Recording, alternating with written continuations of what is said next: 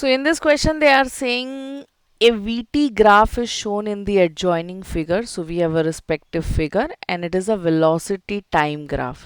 ठीक है. So let me mention this velocity time graph. So they have provided you like VT graph and asking you to find certain things. Velocity time graph. So first thing they have asked initial speed of the car. Okay. So initial speed of the car is being asked. So firstly they are talking with respect to speed और velocity. ठीक है. तो आप कौन से axis को देखोगे? Y axis को, that is the vertical axis. So you see this, ये ग्राफ जो है ना वो कहाँ से शुरू हो रहा है? जीरो से शुरू हो रहा है. So I am writing over here the first one. They are saying initial speed. ठीक है. सो इनिशियल स्पीड जो है of car, okay, u is equals to 0 metre पर second. I hope you all know कि हम initial speed को किससे represent करते? u से. ठीक है. तो initial speed of the car is nothing but u and it's 0 metre पर सेकेंड. नेक्स्ट ये आपसे पूछ रहा है maximum speed attained by the car. तो अगर आप y एक्सिस पे देखोगे ना बच्चा, तो ज़्यादा से ज़्यादा वैल्यू कितने को टच कर रहा है? 20 को टच कर रहा है. So it's very simple. अगर वैल्यू मैक्स टू मैक्स 20 को टच कर रहा है, दैट मीन्स कि मैक्सिमम वेलोसिटी जो उसने अटेन किया है it is nothing but it's 20. ठीक है. So will say maximum speed attain, okay, उसको हम v max लिख देते, which represent maximum velocity. And ये जो है इट्स नथिंग बट 20 मीटर पर second. So maximum speed attained by car during slope a to b. ठीक है. तो जब ये स्लोप a टू b से जा रहा था, सो उस टाइम पे ये मैक्सिमम वेलोसिटी अटेंड करता है एंड दैट इज 20 मीटर पर second. Next one, coming to the third one. ठीक है. थर्ड पार्ट में ये आपसे बोल रहा है कि part of the graph shows zero acceleration. ठीक है. तो बच्चा एक्सेलरेशन क्या होता है? If I am saying acceleration, okay, acceleration का मतलब होता है change in velocity with respect to time. ठीक है. Acceleration is nothing but change in velocity. So ये आपसे बोल रहा है कि जीरो एक्सेलरेशन है. जीरो एक्सेलरेशन है मतलब एक ऐसा स्लोप जहाँ पे वेलोसिटी चेंज ही नहीं हो रही है, इट इज फिक्स कांस्टेंट. ठीक है. तो कहना इसे जो स्लोप ए बी है, ओके, हमारा जो स्लोप ए बी है एट दिस पॉइंट वेलोसिटी जो है, या फिर आप बोल सकते हो स्पीड भी बोल सकते हो, बिकॉज इन्होंने दोनों टर्म्स में कैटेगराइज किया है. सो हम बोल सकते हैं इसको स्लोप ए बी जो है, यहाँ पे स्पीड जो है वो क्या है? कांस्टेंट है. Speed is nothing but constant. Therefore, okay, zero acceleration जो है, okay, so they have asked you part of the graph जहाँ पे जीरो एक्सेलरेशन है. So you can answer this A B as no change in velocity. So zero acceleration take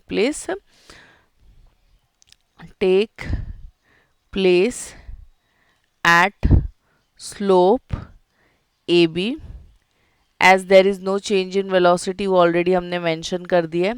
Okay. And secondly, you can also support your answer between time 3 second to 6 second. ठीक है. Take place at a slope AB between time 3 second to time 6 second. Clear है? Yes. Coming up with the next one, here we go. So fourth part पे हम आ जाते हैं. Fourth part क्या कह रहा है? Part of the graph showing retardation. ठीक है. रिटार्डेशन का मतलब है कि पहले ऑब्जेक्ट जो है ना वो हाई वेलोसिटी के साथ मूव कर रहा था, बट नाउ ऑब्जेक्ट का जो वेलोसिटी है वो डिक्रीज हो गया है, कम हो गया. So that means it is decreasing. तो बच्चा अगर मैं O2A का स्लोप देखती हूँ ना, O2A का जो स्लोप है यहाँ पे वेलोसिटी इंक्रीज हो रही है. ठीक है. वेलोसिटी क्या हो रही है, इंक्रीज हो रही है। फिर अगर तुम ए टू बी देखोगे ना, तो ए टू बी में जो है वेलोसिटी वो तुम्हारा कांस्टेंट है। सो ए टू बी में हमारे पास वेलोसिटी क्या है, कांस्टेंट है।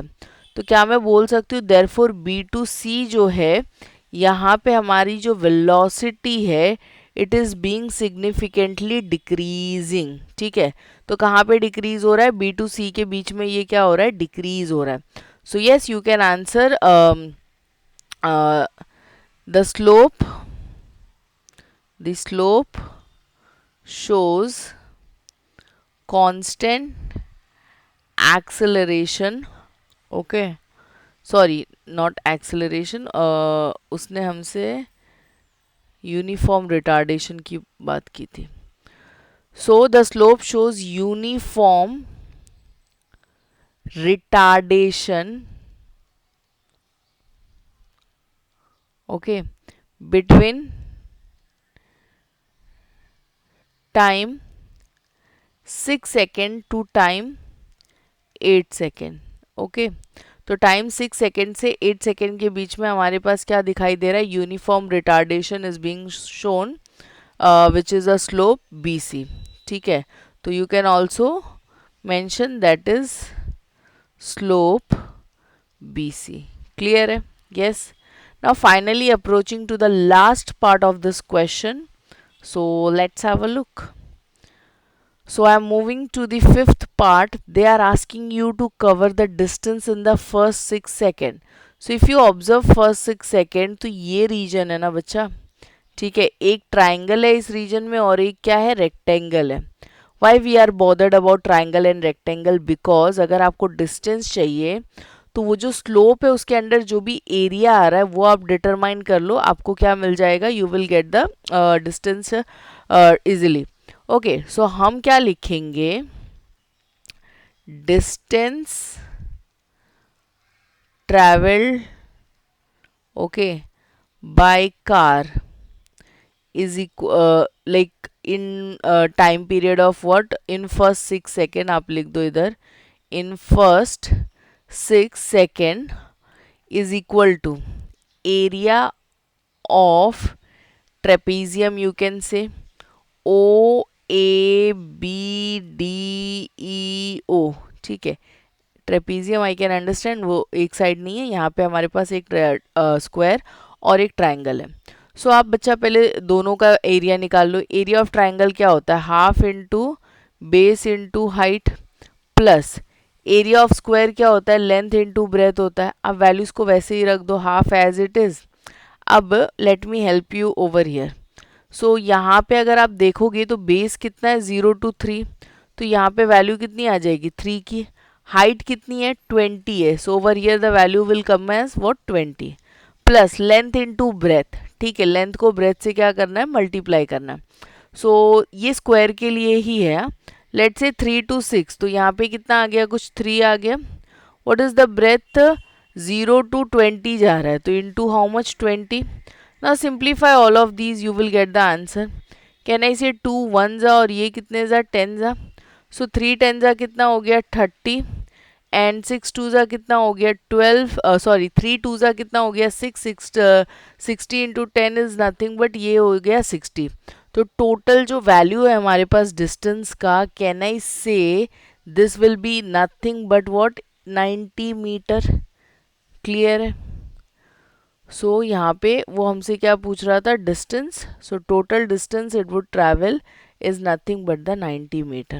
Okay, so I hope you guys are clear with the solution. In case if you have any doubt, so post it in comment section, we'll try to answer. Thank you.